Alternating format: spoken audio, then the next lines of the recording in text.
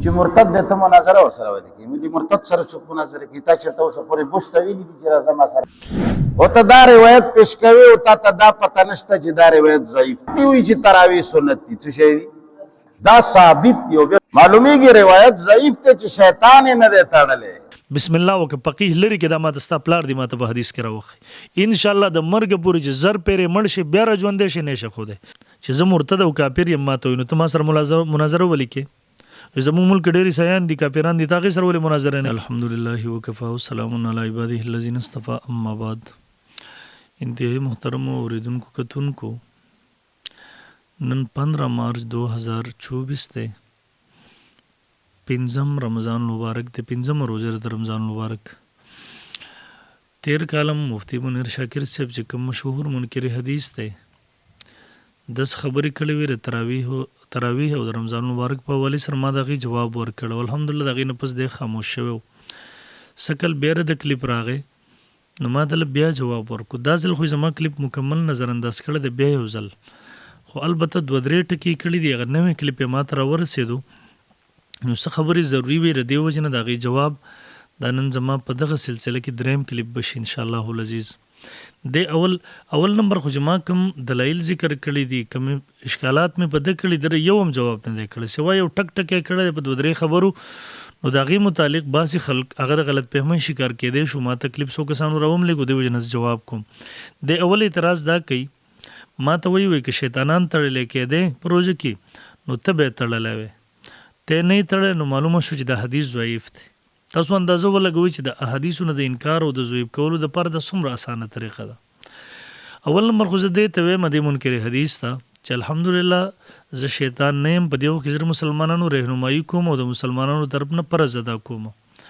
البته ته هغه غټ شیطان یقین وکړه چې ابلیس هم ستا نه امان غواړي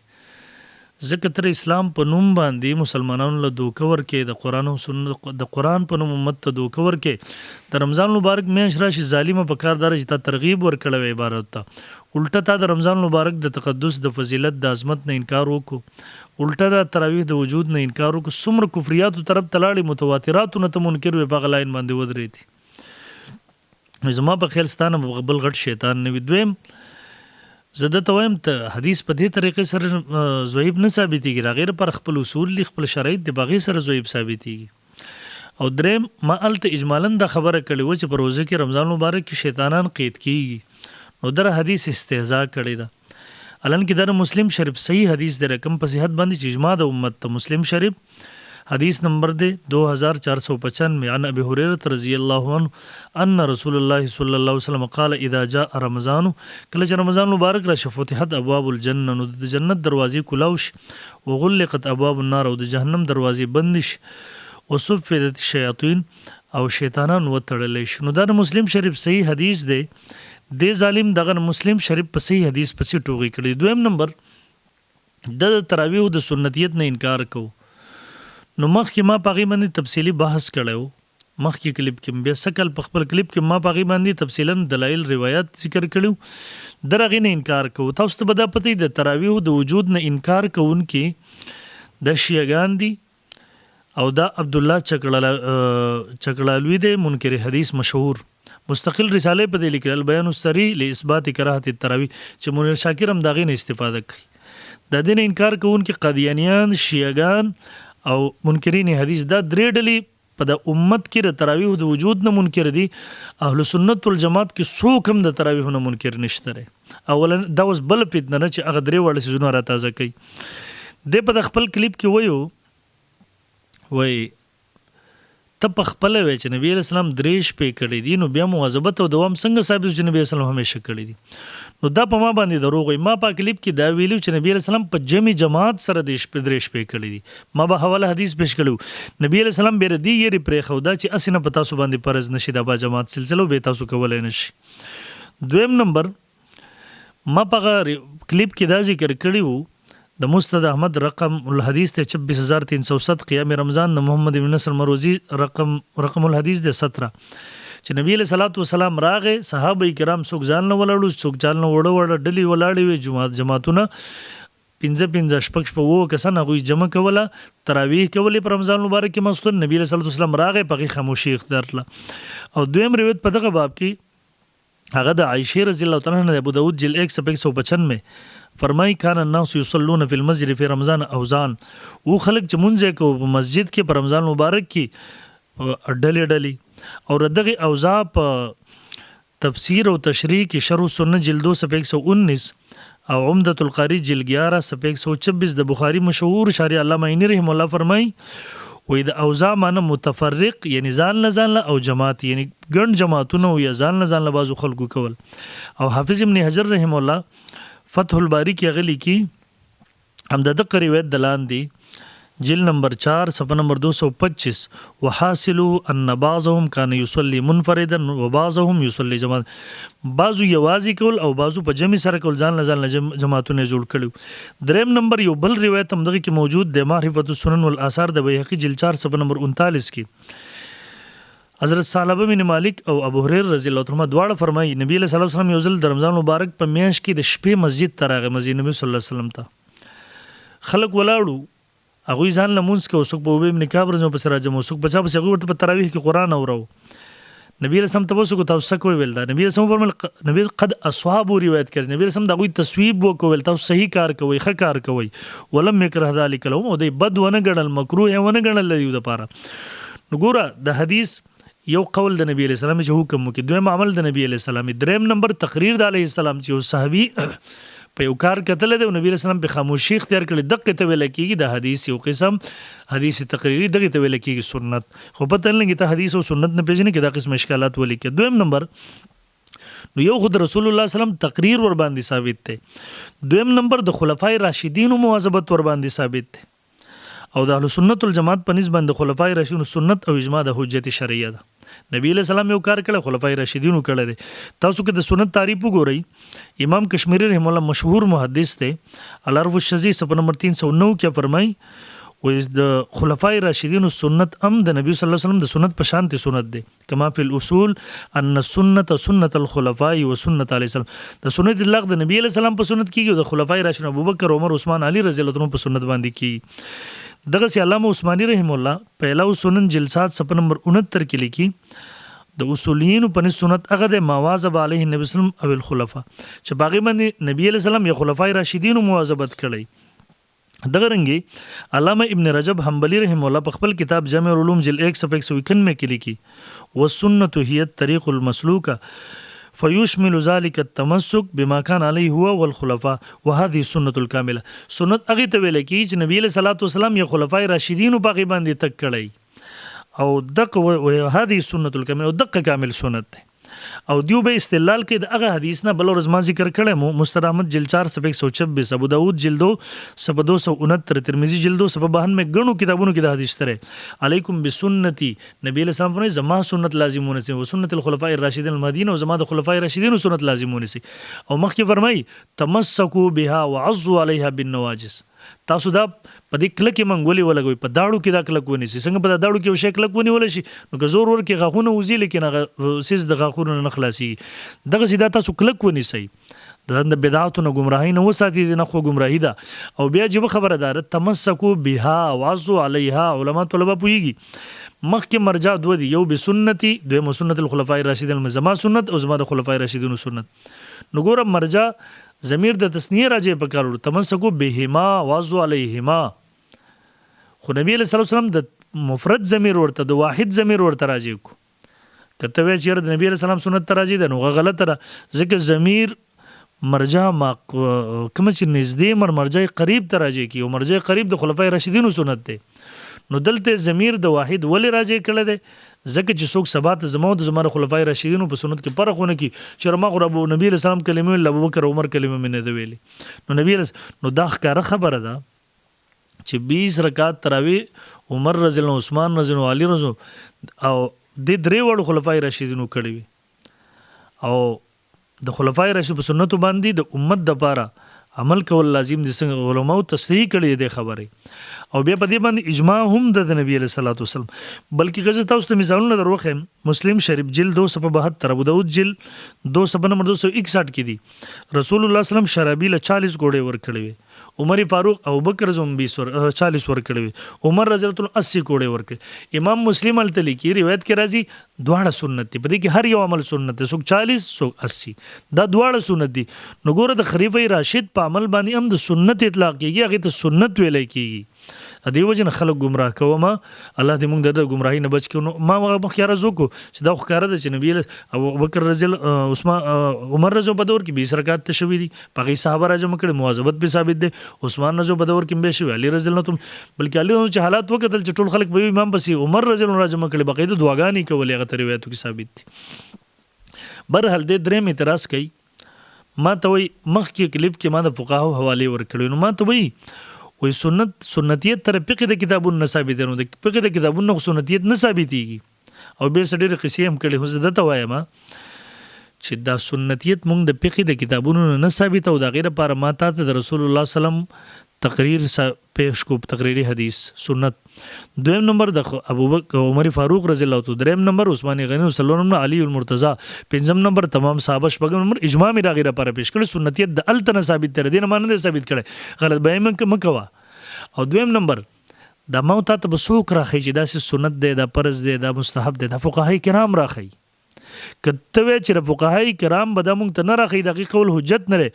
زتا ته منیر شاکر صاحب جرأت وکړه مور حلالي پیدا کړي ته چې د کومونس کې پدې کې ته کوم امور ته فرض وي کوم ته واجب وي کوم ته سنت وي کوم ته مستحب بسم الله وک فقيه لري کې دا ماته ستا پلار دی ماته په حدیث کې راوخی ان شاء الله د مرګ پورې چې زر پیرې مړ شي بیا را ژوندې شي نه شخو ده دا خو موږ ته فقهاو راخولې دي کنه چې مونږ کې ته ودرې دي تکبیر تحریمه سو حکم لري بیا ته ثنا ودا سو حکم لري بیا ته سورې فاتحه ودا سو حکم لري بیا سورت ودا سو حکم لري بیا رکوع فرض ده پر رکوع کې هغه تسبیحات سو حکم لري دا ټول مونږ ته فقهای کرام راخولي فقهای کرام ته توبه قسم نه کستا پلار یو عمل فرضیت وجوب سنتي د ظلمات تراوخي نو دلته تراوی په باب کې د فقهای کرام اجماع او اتفاق په سنت مؤکده تراوی کېدو باندې تراوی په سنت مؤکده کېدو باندې به دلته تا غولې هره په ټولو اعمالو کې رتانه غنی هریږي دلته ولې هریږي دا خو فقهاو مونږ ترا خو لږه فرض دی واجب دی سنت دی اخري نو تنر شمات صرف د رمونز په حواله سره پرایز واجبات سنن مستحبات چې تیم غني کته دا نه مني خو ته زمانه موږ د سر نشکول راشه رمونز د لس مسائل نه 15 مسلې درته زه एकदम د قران حدیث نه وستا پلار دی حل کی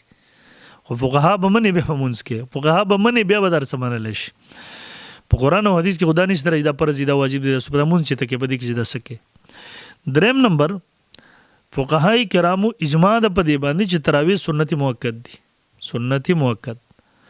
نو اوس ګوره فقهای کرام په دغه دلایل او په دغه روایت او په دغه نصوص نه پوهیدل او توس پیږي ستا شکل هم د شریعت مطابق نه دی نو بهرحال دام به زه اعتراض بل اعتراض دی دا کې سلورم نمبر وای چې زه مرتد او کافر یم ماته نو ته ما سره مناظره ولیکې زموږ ملک ډېری سیان دي کافران دي تاغه سره ولې مناظره نه کی نو زه ورته وایم چې ګوره مناظره کیږي د باطل سره رسول الله صلی الله علیه وسلم د عیسی سره مناظره کړي وغه کافر ګڼل ور سره کوله دغه ابراهیم علیه السلام د نمرود سره مناظره کړي هغه کافر ګڼل ور سره کول او دویم در چې عیسایان زموږ دین نه چړي نه ځانته مسلمانانو ظالم ته ځانته مسلمان او د مسلمانانو ذهنونو ته شکوک او شبهات وراچي کته ځان باندې عیساینوم کې خو دو یا زموږ دین نه چړو نو زموږ څه کار تاسو سره به مناظره کو ته د متواتراتو نه د اجماع نه د سنتو نه انکار طرف ته دی وخت رواني مسلمان گمراه کی ځکه سره مناظره خبره کو پنځم نمبر ما حدیث پیش کړه وسنن تلکم قیام او ما سنت ګرځول تاسو پر قیام دري دا غزګینه سړی را خوښ شو او حدیث ضعیف دی البانی بدی کتل پلان کړي د البانی تقلید کې کنه غي بس رواني برحال تم دقه البانی را واخلې نور علماء چا حواله چې پیښ دیوم تراوی سنت کړي او په دې حدیث باندې جرح کې نو اول نمبر په حدیث د جرح صحیح نه ده د حدیث صحیح درې تعریفات دی الله دی عقل در کې غیزده کې نه راشه ما سره تخصص وکړي درته ویم زه هر کله طالبان ته درې براوي وغیرہ کتابونو کې وایم الحمدلله اول نمبر دا ګوره امت چې کم حدیث قبول کی کم حدیث ته شرف قبولیت حاصل چې التر سند ضرورت نه وي کس د ذهن کې نه راځي صبرته حواله درکمه علامه سخوی مولا مشهور محدث تفت المغیث څنګه کتاب لیکل دی په دغه موضوع اغلی کې وکدا اذا تلقت الامه الضعيف بالقبول دغه رنګ چې امت یو ضعیف روایت قبول کی یومل به سیعمل بکولش باغی باندې سې کس صحیح بشان دسي حتی انه ينزل منزله المتواتر تدې پورې چې د حدیث په منزله د حدیث متواتر ګرځي ګوره یو حدیث دی صحیح سند یې نشته دی، ضعیف سند دی، امت قبول کړی دی، دا بالکل په منزله د حدیث متواتر ګرځي، د صحیح نه لري ځي. دویم نمبر امام سیوطي رحمه الله تدریب الراوی صفحه نمبر 62 کې د حدیث صحیح دویم تعریف کوي، والصحیح ما تلقته الامه بالقبول وان لم يكن له اسناد صحیح. صحیح حدیث هغه دی چې امت هغه قبول کړی اگر چیرې د صحیح سند نه وي.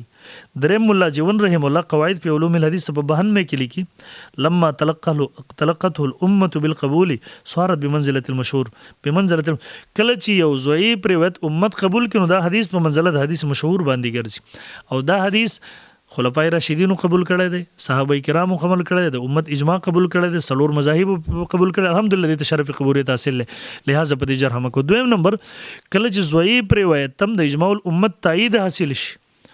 نو هغه حدیث د ذوب نه بالکل وزي، هغه حدیث صحیح کیږي.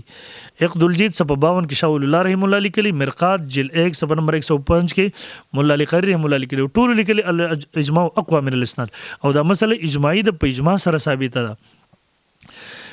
او د تراوی قیام رمضان الحمدلله فقهاو قبول کړی دغه حدیث، د کوم چې وسرن تلکم قیامو مجاهدینو قبول کړی، محدثینو قبول کړی، مبلغینو صوفی کرام بلکې ټول مسلمانانو قبول کړی، حرمین شریفین د ټولو دنیا مسلمانان په دغه باندې متفق دي. لہذا دا قسم اعتراضات تی به زیدي. بل اخیری اعتراض دی کوي و شارحینو د سنن تلان دی لیکل د مراد استحباب اغستره چې مستحب دي. نو زه دته اول خدا ستا خلاف ده، ځکه چې تقوی تراویح د سره وجود نشته، د سره ثبوت نشته په اسلام کې،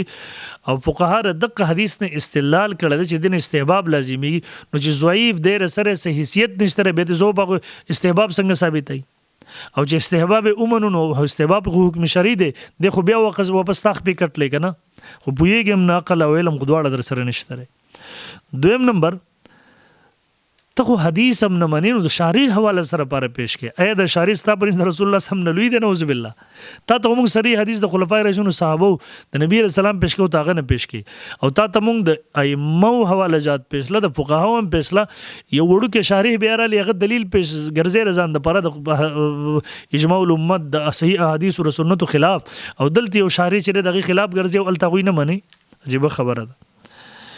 دریم زده دویم د سند په ضعیف ګرځېدو سره متن ضعیف کېدل نه لازمیږي. تدریب الراوی وګوره، د تقریب النووي وګوره، د اصول حدیث کتابونه وګوره. څلورم نمبر او د متن در ټولو فقهای کرامو محدثینو او د اجماع الامت د ټولو تایید ورته حاصل، لهدا د فضل خبرل د ټولو ورونو مسلمانانو ته وایم د فتنې نه ځان وساتئ. زموږ مخکې کلیپونه تقریبا په دې موضوع 2-3 راغلي دي. ابل ورس په اول کلیپ کې مانه یو ټکی پاتې شوی و چې د ویلو چې تراویح تهجد یو سیز دی، نو هغې باندې ما مستقل بل کلیپ کړی دی چې تراویح تهجد جدا سیزونه دي. د سره اوس دلیل هم نشته چې دا یو سیز دی، بې د ګېډې نه لګیا کتاب الوطن نه بس ګند دی په زړه کې راځي په خوله باندې راوباسي، نور څه دلیل حواله کتاب دا شی نه لري. او دغې لپاره ورته ځم چې ما سره مخامخ کښېنه، ته چې کومه خبره کوې زه به ستا نه دلیل غواړم، ته چې کومه خبره کوې زه به ستا نه حواله غواړم، د ځان نه به نه یې لګیا، او ته چې د قرآن باندې دروغ وایې هغه به دې زه رشته هلته ښایم قوم ته، دې وجې نه دی موږ سره کښېني نه. خو بهرحال دا څو خبرې کړې وې، ما د هغې جواب وکړو. زما مخکې کلیپ هم په تراویح او تهجد جدا جدا څیزونه دي، په دې باندې ما سره 50 نه زیات دلایل دي، البته 10 دلایل ما په بل کلیپ کې پیش کړي، انشاءالله ورځ تاسو به په بل کلیپ کې واورئ. دې کلیپ کې ما دغه بل کلیپ جواب وکړو. الله دې وکړي زموږ ټول مسلمانان دغه ګمراهۍ نه بچ شي، او زه ټولو نیوزونو والا ته یم، پیجونو والا ته یم چې دې ګمراه د څیزونه مه چلوئ. که یو څوک ستاسو د وجې نه بد عمله شي د رمضان مبارک په دې میاشت کې په عام ورځو کې داسې ستاسو چلولی، یقین وکړه ستاسو دقه نشریات به ستاسو غاړې دپاره د جهنم هار وګرځي. الله دې ټول مسلمانان د باطلو د خصوصا د منکر حدیث د وسوسو نه وساتي. جزاکم الله خیرا. السلام علیکم ورحمة الله وبرکاته.